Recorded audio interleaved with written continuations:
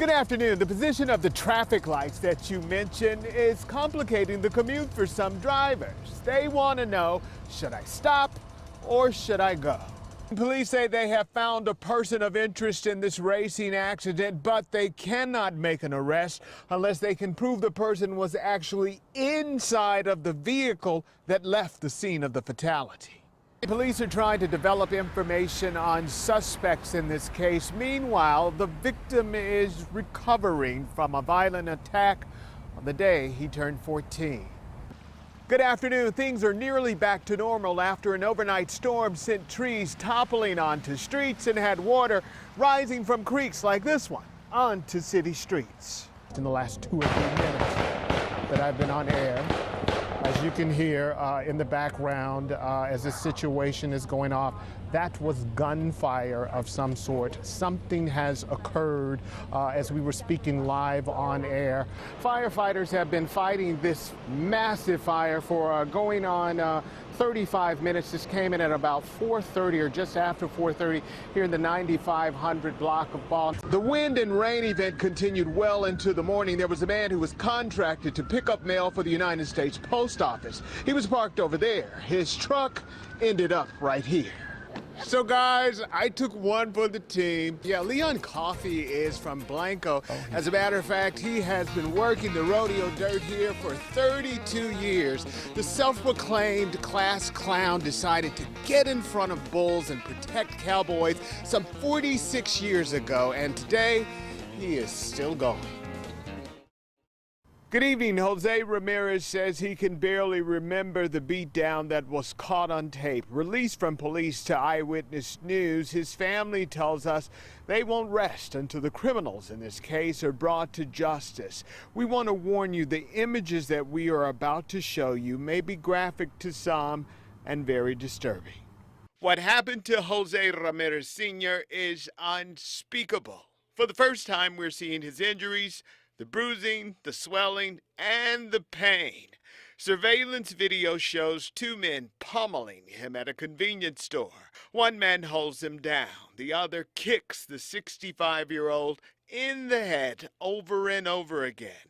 Ramirez was in the hospital for nearly a week. I thought we were gonna lose him after seeing the video. His only daughter and his grandson talked with Eyewitness News about his recovery. I couldn't believe that somebody could do something like that to him. Because he's a real nice, kind, and loving person. And it was very devastating to see him that way. Ramirez was getting gas on Ackerman Road to go to his job in Cibolo as a foreman. Police say he tried to wave the robbers off at 5 in the morning, but the 2 men started stomping on his head and his body. His arms bled. The East Side man lost consciousness, but the thieves were unrelenting.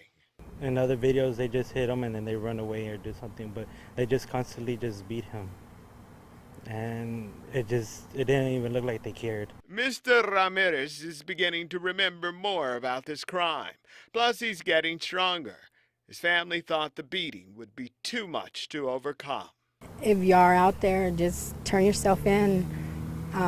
You know, you deserve to pay for what you did. My dad didn't deserve this. 3 men left the scene in a Chevy Impala or Malibu. Here are some screen grabs from that crime scene. Call San Antonio Police if you have any information about this horrific attack.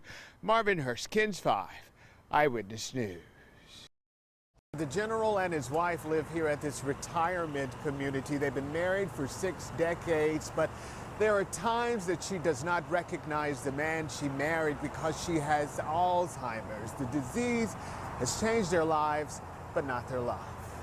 Well, Iris, we're going to go. There's not a day that goes by retired Lieutenant General Tommy Thompson doesn't spend with his wife. They met in 1951. 64 years later, he's still hooked on Iris. Well, I just knew that she was a really good-looking girl, and that I wanted to know her better. The two have been married since 1952 and have 3 children. She was a nurse, he was in the Air Force. We just had a really great marriage, and that's not sugarcoating it.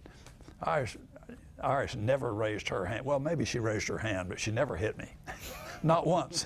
Life was wonderful when they retired in 1985.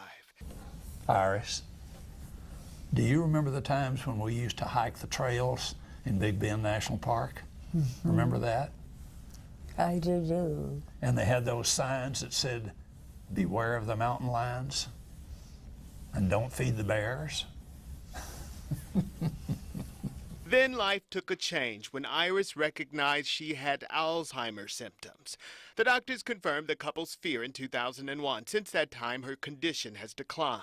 She's in the advanced stage of dementia, but she still has moments of great lucidity, and we still have moments of great quality of life. It's different. The three-star general is now husband and caregiver in a battle with his wife's formidable disease. If you want to be crass about it, you'll hear some folks say, well, my wife and lover has become my child. But those roles haven't changed. Just the way those roles are carried out have changed. But his love never wavers, because his heart still beats for the woman he loves so deeply. I like this morning. It's gorgeous outside today.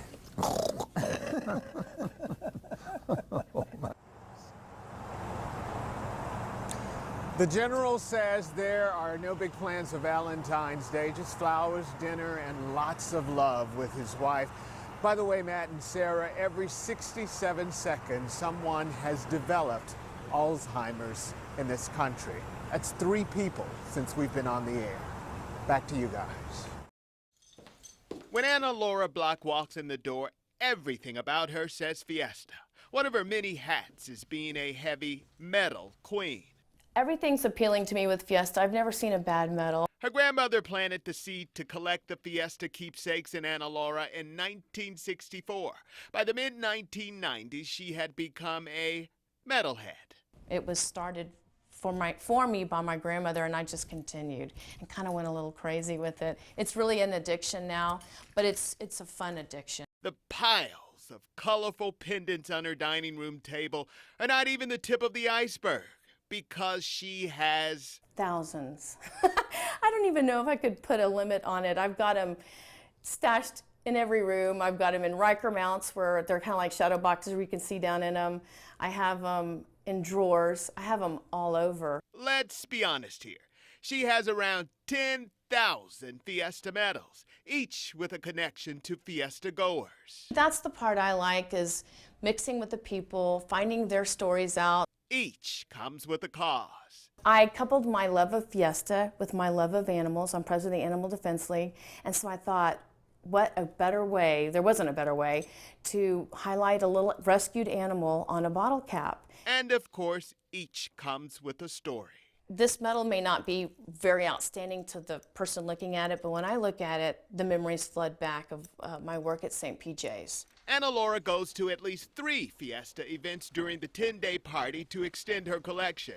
She buys some on eBay and even goes to garage sales in search of the colorful pins.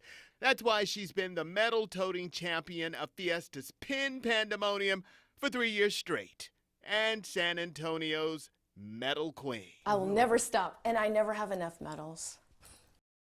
Thanks for joining us for Eyewitness News at 10:30. Here's a quick look at the most beautiful city in the world. Jared has a quick look at our weather for us. Jared? It is, in fact, a beautiful city. Thank you so much, Marvin. At this hour, detectives have a death mystery on their hands involving a 23-year-old woman who was found dead inside of her home on the city's southeast side. Investigators say the circumstances surrounding her death are suspicious. Anusha Roy joins us live from the scene with the latest. The San Antonio Four head back to court this month to try to completely exonerate their names for a wrongful sex crime conviction. Meantime, they are the subject of a documentary about their experience. The film is called Southwest Salem, the story of the San Antonio Four. The documentary was screened in Dallas this weekend. You may recall in 1994, two young girls, 7 and 9, accused their aunt Elizabeth Ramirez and her three friends, Cassandra Rivera, Christy Mayhew, and Ana Vasquez, of sexually assaulting them. All four of them were convicted and sentenced to prison until one of the nieces recanted their story back in 2012, 18 years after the accusation. The director of the documentary says they started filming while the women were still behind bars. By 2013, all four women were out of prison. Enrollment for San Antonio's Pre-K for SA program ends tonight. If you need to enroll your child, you may still be able to do so online at sanantonio.gov/Pre-K for SA. Pre-K for SA is an all-day pre-kindergarten program for children who are not old enough to enroll in kindergarten classes. Students who qualify don't have to pay tuition. Now, there are a limited amount of spots. Indiana experienced a huge backlash when it passed a religious freedom law that some believe discriminated against gays. Could the same type of law come to Texas?